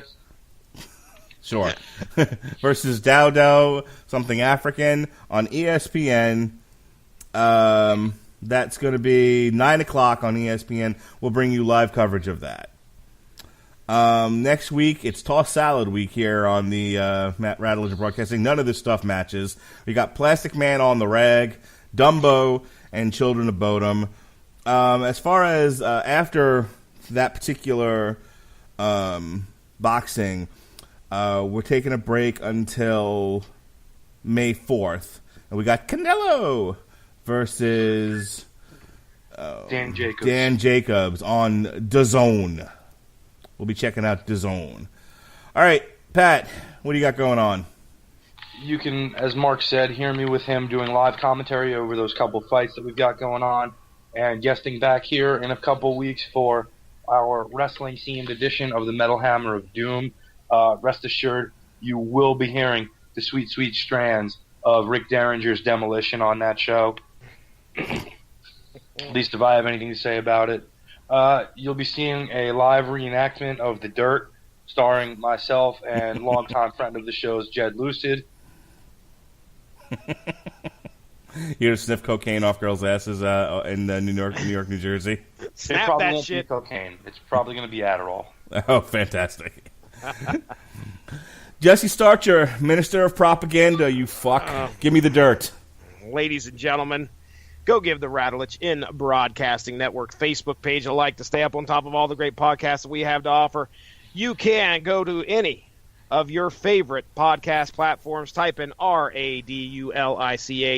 Should be able to find the show pretty easily. You can subscribe. We talk TV, movies. Every once in a while, we'll talk a little bit of wrestling. We definitely talk comics on here. So, hey, there's something for you. All you got to do is subscribe or download the episodes, and we'd love to hear from you. So, with that being said, be a man, Hogan. Mark Radulich, take us out of here. All right. This has been the Metal Hammer of Doom's review of the Doit soundtrack. We hope to offend you sometime in the future. Have a good night, everybody.